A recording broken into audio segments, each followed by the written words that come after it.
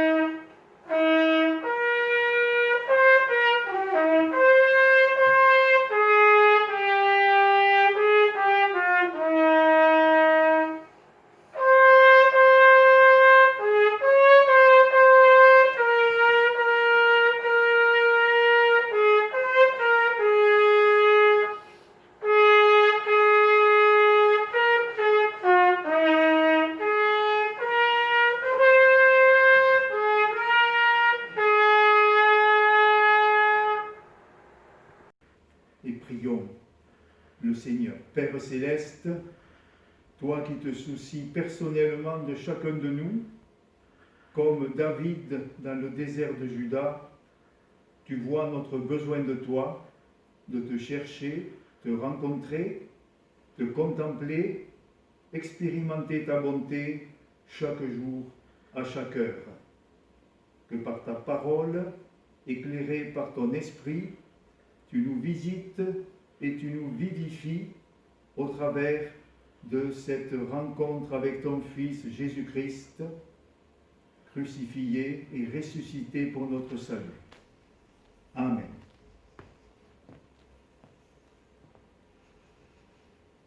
Bonjour et bienvenue à chacune et chacun pour le culte du dimanche de l'Église persécutée, proposé chaque année début novembre par Portes Ouvertes, une mission internationale à laquelle s'associent des milliers d'églises avec lesquelles nous sommes en communion en ce jour pour apprendre de nos frères et sœurs persécutés des choses vitales, notamment par une vidéo.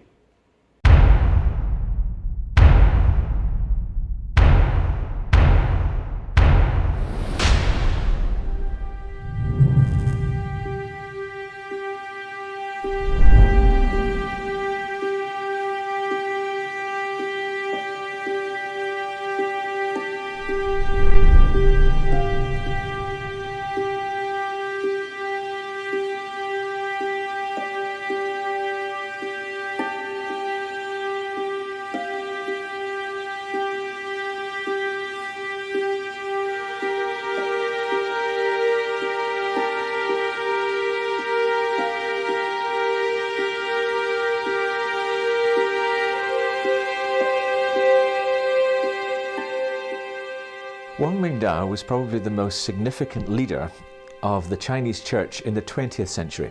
Wang Mingdao fut probablement le responsable d'église chinois le plus important du XXe siècle. C'était un chrétien très célèbre établi principalement à Pékin. Après que les communistes aient pris le pouvoir en 1947, ils lui demandèrent de diriger l'église officielle. Mais il a refusé et s'est vu jeté en prison pour sa foi où il a passé près de 23 ans. Lorsqu'il fut libéré, il déclara qu'il avait découvert Dieu d'une manière merveilleuse dans sa cellule et des millions de personnes furent inspirées par son témoignage. À l'époque, j'étais journaliste à Hong Kong. J'en ai profité pour le rencontrer. Il m'a beaucoup parlé de son expérience. Je me souviens lui avoir dit « Je ne peux pas m'identifier à ce que vous avez vécu. Si j'avais passé 23 ans en prison, j'espère que j'en serais ressorti avec une aussi grande foi que la vôtre, mais je n'en suis pas si sûr. Et il m'a répondu, « Vous ne devriez pas envier ce que j'ai vécu, parce que vous avez la chance de vivre dans un pays où des gens, sans doute des centaines d'années auparavant, sont morts pour vous donner cette liberté de culte. Vous ne devriez pas vous sentir coupable de ne pas avoir été enfermé dans une cellule comme je le fus. Cependant, a-t-il ajouté, il vous faudra peut-être construire votre propre cellule. » Il m'a alors posé tout un tas de questions au sujet de mon emploi du temps. Combien d'articles et de lettres avais-je à écrire, de personnes à voir, de sermons à préparer, et ainsi de suite. « Vous êtes bien occupé, n'est-ce pas » m'a-t-il demandé. J'ai répondu « Oui, beaucoup trop ».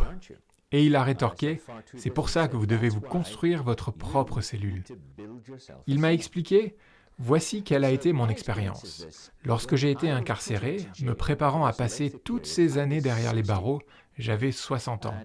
Et en Chine, à 60 ans, on est au sommet de son pouvoir. Je voulais voyager dans tout le pays pour évangéliser. Je voulais faire des disques parce que je chantais plutôt bien.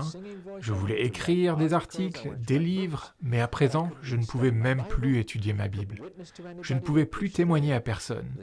Tout ce que je voyais, c'était ma nourriture quotidienne qu'on passait à travers une fente dans la porte de ma cellule. Tout ce qui donnait du sens à ma vie de grand responsable chrétien m'avait été enlevé. Tout ce que je pouvais faire, c'était rester assis dans mon cachot. C'était très dur au début. Mais à la longue, cette captivité m'a permis de me recentrer sur Christ, parce qu'il y avait littéralement rien d'autre à faire. C'est ça le pouvoir de la cellule. C'est ça le pouvoir de la persécution. La persécution n'est pas une bonne chose en elle-même, mais la raison pour laquelle beaucoup de chrétiens persécutés rencontrent Dieu de manière bien plus profonde réside précisément dans le fait qu'ils ont été éloignés de toute distraction dans leur vie. Plus rien n'existe entre eux et Dieu à présent. J'ai dû apprendre à simplement recevoir tout de Jésus, ce qui n'était pas facile parce que j'étais un Chinois confucianiste. J'avais peur de Dieu. Pour moi, Dieu était un grand empereur à qui il fallait obéir, mais jamais un ami. C'était interdit, impossible. Mais pendant cette période, j'ai pu me concentrer sur le fait de recevoir l'amour de Dieu. Et l'amitié de Jésus est devenue la chose la plus importante dans ma vie. Je ne servais plus ce Dieu grand et puissant, mais je l'aimais, et il m'aimait. Et donc, me dit-il, à votre retour, vous aurez une tâche plus dure à accomplir. Il vous faudra construire votre propre cellule. Ce qu'il voulait dire par là, c'était qu'une cellule consiste à s'emprisonner seul à seul avec Dieu, concentré sur lui, balayant toute distraction.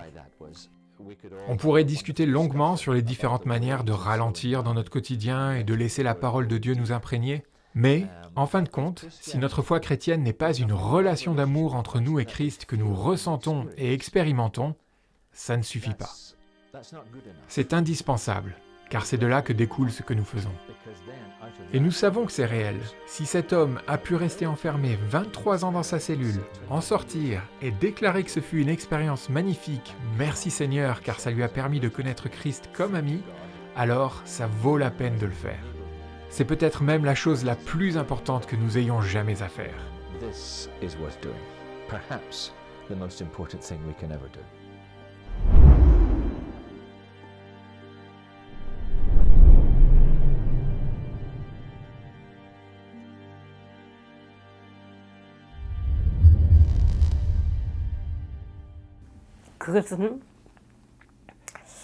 C'est le psaume 23 qui m'a accompagné dans les moments difficiles. En prison, surtout quand les gens mouraient à mes côtés, quand tout semblait sans espoir, au milieu des persécutions, le Seigneur était mon pilier, il était mon phare. Chaque fois que j'étais au plus bas, je récitais ce psaume. Je marchais dans la vallée de l'ombre de la mort, comme dit l'Écriture.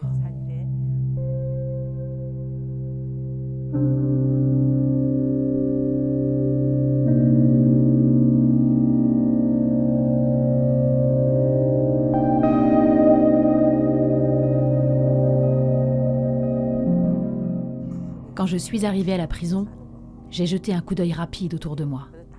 Il y avait une clôture pour que personne ne puisse s'échapper. Elle est de forme carrée et très haute.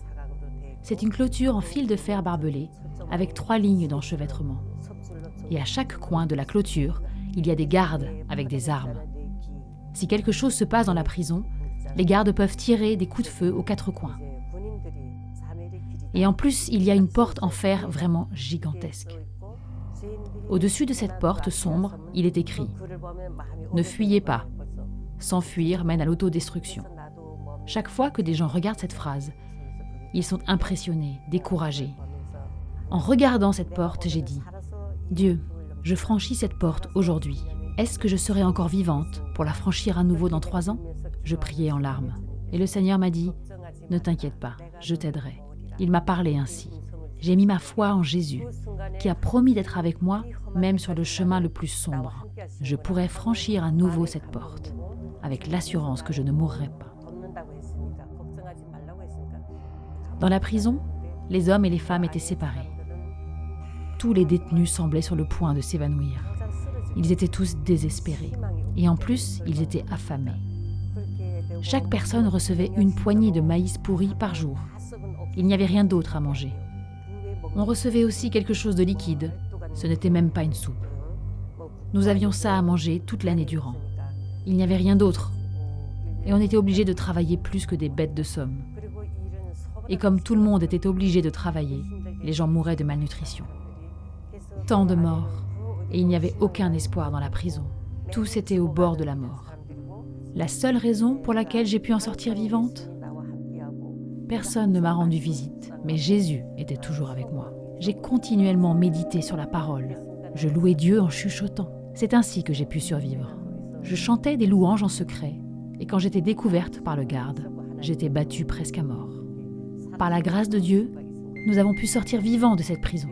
Dieu m'a protégée par sa grâce.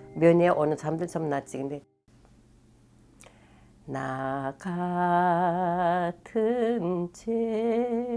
죄인 살리신 주 은혜 고마워 잃었던 생명 찾았고 광명을 얻었네. Alors que je chante Amazing Grace, de plus en plus, je réalise que c'est la grâce de Dieu qui m'a conduite à Jésus. Je me rends compte à quel point j'étais pécheresse. Après avoir connu le Christ, Dieu m'a fait grandir dans la prison comme le feu purifie l'or. Dieu m'a donné une foi qui est comme de l'or pur. Je suis tellement reconnaissante qu'il m'ait donné la foi de ne regarder que lui et de l'aimer lui seul. C'est pourquoi je pleure chaque fois que je chante cet hymne, parce que je suis si reconnaissante pour sa grâce. Se concentrer sur Jésus-Christ afin de suivre sa volonté sur cette terre, me consacrer et être prête à donner ma vie, c'est ça la foi. Vivre pour sa gloire et lui donner ma vie. Et aussi avoir confiance en toutes ses promesses. J'espère pouvoir conserver une telle foi. 확고하게 믿는 그런 믿고 나아가는 그런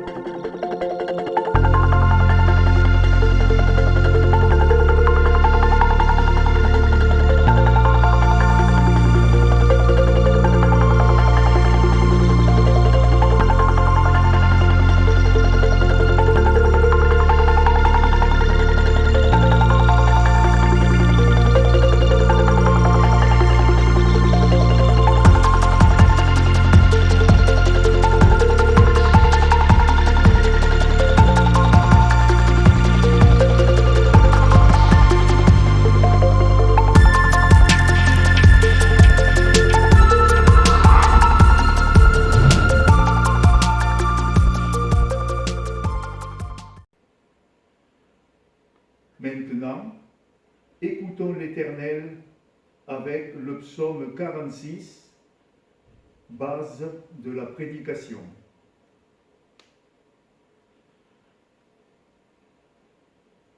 Invoquons le Seigneur. Ta parole est la vérité, consacre-nous par ta vérité, Dieu vivant et vrai. Amen.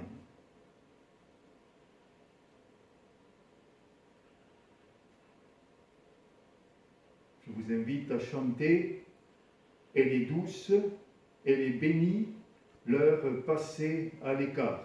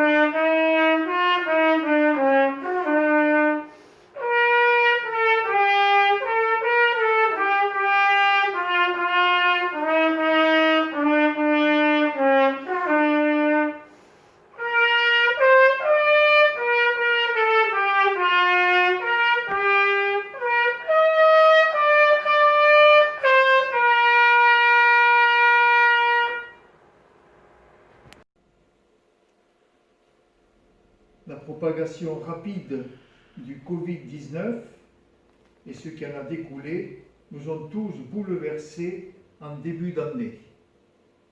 Pour beaucoup, les conséquences sont encore bien présentes. La pandémie a apporté un désarroi profond à ceux qui ont perdu des proches. Des millions de personnes ont perdu leur emploi. Des travailleurs journaliers se retrouvent sans revenus dans des pays sans couverture sociale.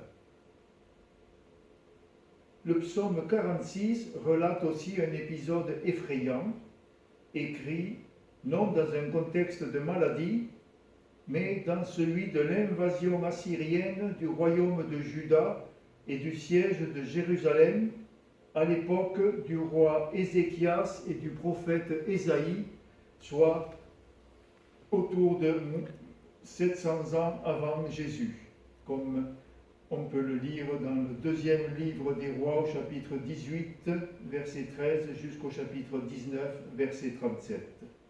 La peur et la terreur s'étaient emparées des habitants de Jérusalem face à ces envahisseurs connus pour leur grande cruauté.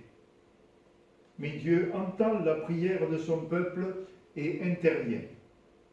L'armée de Sanchérib, le roi d'Assyrie, est soudainement décimée par l'ange de l'Éternel, 185 000 morts en une nuit, ce qui entraîne leur fuite et redonne espoir aux habitants de Jérusalem. Dieu est au milieu de sa ville et elle n'est pas ébranlée. Verset 6 du psaume 46. Les descendants de Corée, assistant dans le service du temple à Jérusalem et auteurs de ce psaume, nous disent que Dieu est pour nous un refuge et un appui, un secours toujours présent dans la détresse. Verset 1. Il nous exhorte à tenir ferme, à garder l'espoir, car Dieu a brisé l'arc et rompu la lance. Il a détruit par le feu les chars de guerre. Verset 10. Le psaume pourrait s'arrêter là, mais Dieu nous conduit plus loin, au-delà du monde physique. Au verset 11, il nous donne une injonction inattendue. Arrêtez! Ce n'est pas un appel à ralentir, c'est un appel à cesser toute activité physique ou mentale. Celles-ci peuvent prendre un rythme effréné si nous ne prenons garde à nous-mêmes. Mais pourquoi s'arrêter? Pour mieux connaître le cœur du Père, nous approcher de lui pour qu'il s'approche de nous, comme l'apôtre Jacques l'a écrit dans sa lettre, chapitre 4, verset 8, « Approchez-vous de Dieu et il s'approchera de vous. » Mais le chemin que nous devons emprunter, c'est l'arrêt. Dieu nous invite à bâtir une relation de dépendance totale avec lui. L'Église persécutée a une leçon importante à nous donner sur ce sujet. Comment Dieu se révèle-t-il à ceux qui sont forcés de tout arrêter, à ceux qui sont marginalisés, opprimés ou emprisonnés pour leur foi en Jésus? Ces moments d'interruption peuvent être terrifiants et longs, plus longs que le confinement que nous avons vécu au printemps dernier et celui dans lequel nous venons d'entrer. Quand Dieu nous dit « arrêtez », il y a deux solutions possibles. Je m'arrête de moi-même ou c'est Dieu qui m'arrête. Si on fait le décompte, on voit que dans la Bible, c'est plus souvent Dieu qui doit arrêter les humains que l'inverse. Que pouvons-nous en conclure? Que notre rythme n'est pas celui de Dieu, comme Wang Mingdao, en prison pendant 23 ans en Chine, en témoigne. Pour marcher avec Dieu, vous devez ralentir le pas. dit ce pasteur évangéliste bien connu en Chine. En 1949, le communisme a pris le contrôle du pays. Wang est arrêté parce qu'il a refusé de prêcher pour le gouvernement. Il passera plus de 23 ans en prison. Il ajoute « Quand on m'a jeté en prison, j'étais désespéré. J'avais 60 ans et j'étais au sommet de ma force. J'étais un évangéliste très connu et je voulais organiser des campagnes d'évangélisation dans toute la Chine. J'étais écrivain.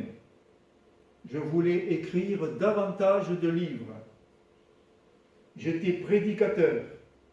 Je voulais étudier la Bible et écrire davantage de sermons.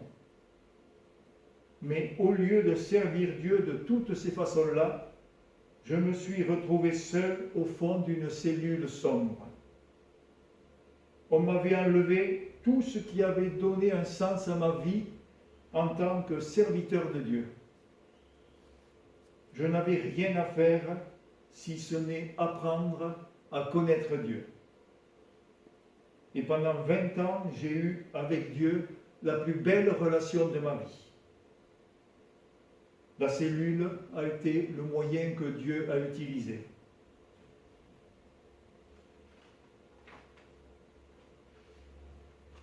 Et il nous laisse ce message. Moi, on m'a poussé dans une cellule, mais vous allez devoir vous y pousser vous-même. Vous êtes trop occupé pour connaître Dieu. Vous avez besoin de vous construire une cellule afin de faire pour vous-même ce que la persécution a fait pour moi. Simplifiez votre vie et connaissez Dieu. Il nous faut marcher au pas de Dieu parce que Dieu aime son jardin. Il aime s'y promener et rencontrer sa créature. Tout comme dans le jardin d'Éden, Dieu parcourt la terre pour s'entretenir avec ses enfants. N'oubliez pas que nous avons été créés premièrement pour être en communion avec Dieu et deuxièmement pour le servir. Il est normal de travailler, mais si nous ne ralentissons pas le pas de temps en temps, nous allons manquer Dieu et le bonheur qu'il veut nous offrir. Pour Wang Mingdao, la persécution et la cellule ont été l'occasion de réapprendre à marcher, à ralentir, à s'arrêter pour pouvoir communier avec Dieu. Si nous voulons que Dieu soit plus réel, peut-être devrions-nous commencer par ralentir le pas et trouver une allure spirituelle imposée ou persécutée par les circonstances, afin qu'avant de servir Dieu, nous puissions le connaître. Peut-être devrions-nous suivre les conseils de Wang Mingdao et nous construire une cellule. Cette cellule deviendra le jardin où Dieu vient nous rencontrer. Quand il était sur terre, Jésus lui-même prenait le temps de se créer sa propre cellule et se mettre à l'écart, comme on peut le lire dans l'Évangile selon Luc au chapitre 5, les versets 15 et 16. On parlait de plus en plus de lui et les gens venaient en foule pour l'entendre et pour être guéris de leur maladie. Mais lui, il se retirait dans les déserts et priait. Si Jésus avait besoin de s'arrêter et de s'isoler pour prier, nous devons certainement le faire aussi. Pour pouvoir entendre la suite du verset 11 du psaume 46. Sachez que je suis Dieu. Est-ce que je sais vraiment qui est Dieu et que je ne suis rien? Est-ce que je reconnais vraiment qui est Dieu et que je ne mérite rien? Nous sommes trop souvent enclins à nous mettre ou remettre consciemment ou inconsciemment sur le devant de la scène. Nous pensons être dignes de quelque chose de la part de Dieu, nous pouvons avoir tendance à nous dire à nous-mêmes, nous avons fait notre part et Dieu fait la sienne, il nous bénit parce que nous avons bien agi. Mais Dieu est Dieu. Qui sommes-nous pour prétendre à quoi que ce soit? À l'instar du roi David, nous pouvons demander « Qu'est-ce que l'homme pour que tu te souviennes de lui ?» Psaume 8, verset 4.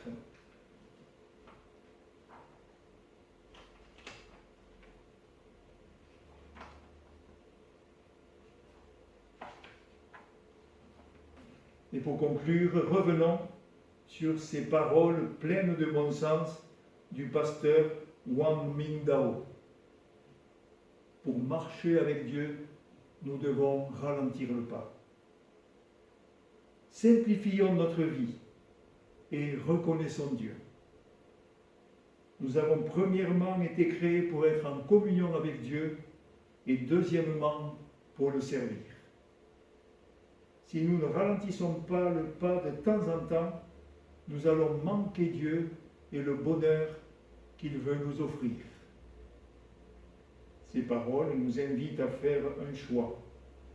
Prendre l'attitude de Jésus qui s'isolait régulièrement sur la montagne pour rencontrer le Père, ou attendre que Dieu lui-même nous impose une période d'arrêt forcé. Notre vie est bien souvent beaucoup trop agitée, et même notre service pour Dieu peut devenir effréné à l'exemple du pasteur Wang Ming. Et nous recueillons pendant 1 minute pour nous concentrer sur l'écoute de la voix de Dieu et examiner notre vie et nos priorités devant lui.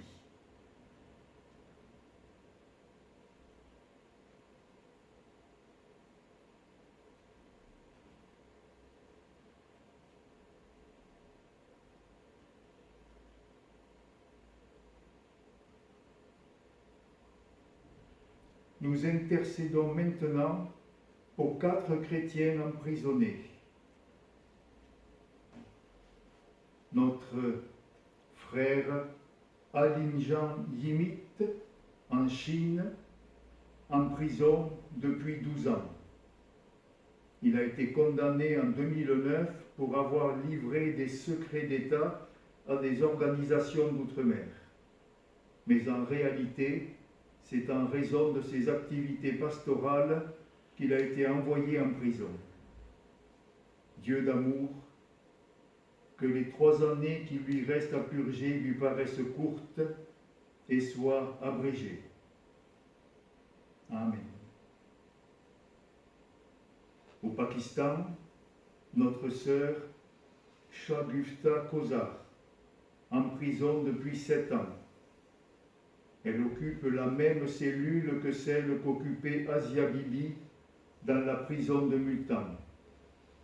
Elle et son mari, Shabgad Masih, ont été condamnés à mort pour blasphème. Dieu de toute grâce, qu'ils soient innocentés et libérés. Amen. En Érythrée, notre frère Kiflu Gebre Meskel, en prison depuis 16 ans.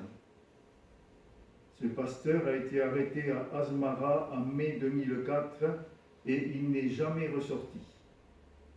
Il n'a pas eu de procès.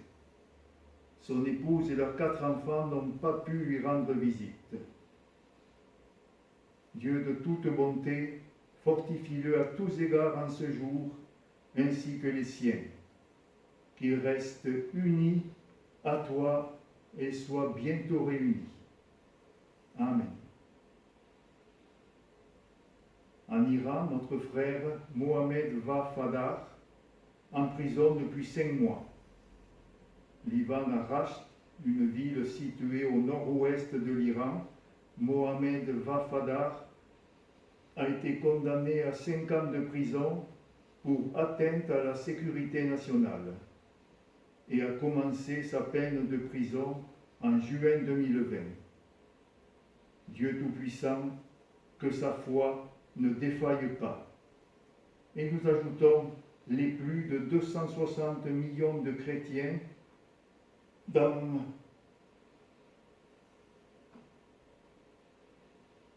le monde gravement persécutés en raison de leur foi.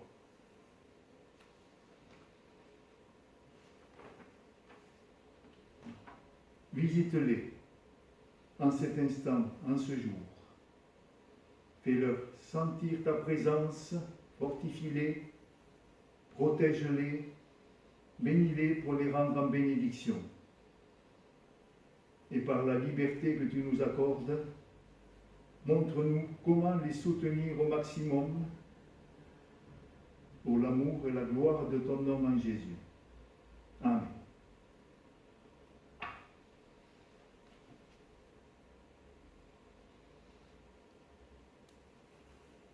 Selon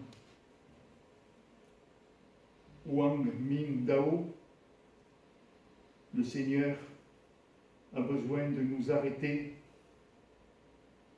pour que nous le connaissions mieux. C'est aussi l'exhortation de l'apôtre Pierre dans 2 Pierre 3, 18.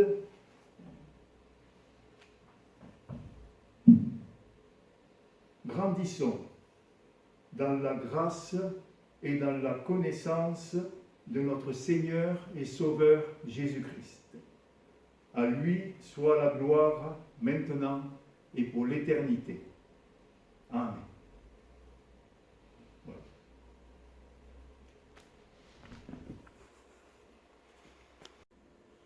Bonjour. Alors, comme vous l'avez vu ce matin, ce dimanche, vous avez pu voir cette vidéo du culte et j'espère que vous en avez vraiment eu l'intérêt de le voir. Pourquoi? Parce que, eh bien, vous savez, on est en plein confinement et donc il n'y a pas de culte dans notre salle. Donc on ne peut pas se réunir tous ensemble pour louer et prier le Seigneur. Mais par cette vidéo, eh bien, nous serons en contact à peu près partout en France. Alors, je voudrais simplement maintenant vous donner quelques informations. Les activités sociales au poste de Mazamet ne sont pas arrêtées. Et donc, nous servons tous les vendredis de 10h à 11h, rue du Galinier, où nous donnons toujours les colis alimentaires et une tasse de thé pour ceux qui sont dehors, pour nos amis SDF. Et je voudrais profiter de remercier Joël et Catherine qui ont décidé de continuer cette distribution d'alimentation. Et ce mois-ci, eh bien, il y a quelque chose de tout à fait spécial. C'est la collecte de l'appel national. Alors, bien sûr, vous pouvez envoyer vos chèques adressés à l'Armée du Salut, 7 rue du Curé-Pou, uniquement par enveloppe, avec enveloppe, pardon. Et donc, vous pouvez aussi donc, donner vos dons sur Internet. Et nous vous fournirons par mail comment pouvoir participer à cette collecte. Et puis nous voulons penser aussi, parce que ce culte, vous l'avez vu, on a parlé de portes ouvertes, et nos amis chrétiens ont besoin de Bible pour tous ceux qui sont dans les pays où ils sont persécutés. Alors vous pouvez aussi envoyer vos chèques, toujours à la rue Curé-Pousse, avec sur le chèque l'intitulé « Porte ouverte ». Cela servira à pouvoir acheter des Bibles qui seront envoyées par des envois spéciaux jusque dans les pays dont les chrétiens ont besoin de pouvoir partager la parole de Dieu. Alors, chers amis, pensez-y. Nous vous remercions bien sûr d'avance. Et puis, je voudrais encore dire que le mardi après-midi, vers 17h, il y a la possibilité par téléphone d'assister à la réunion de prière. Et je crois que Monique vous a déjà envoyé tout ce qu'il faut pour pouvoir y participer. Donc, en tout cas, pour ceux qui font partie, donc, qui sont membres de l'Armée du Salut. Et donc, je vous invite vraiment à y participer et à être présent. Voilà. Eh bien, nous vous souhaitons une bonne journée, un bon dimanche. S'il vous plaît, n'oubliez pas les gestes barrières, n'oubliez pas le masque, n'oubliez pas le gel, gardez les distances entre vous, chers amis. Nous vous le demandons expressément. Que le Seigneur vous garde et vous bénisse. Amen.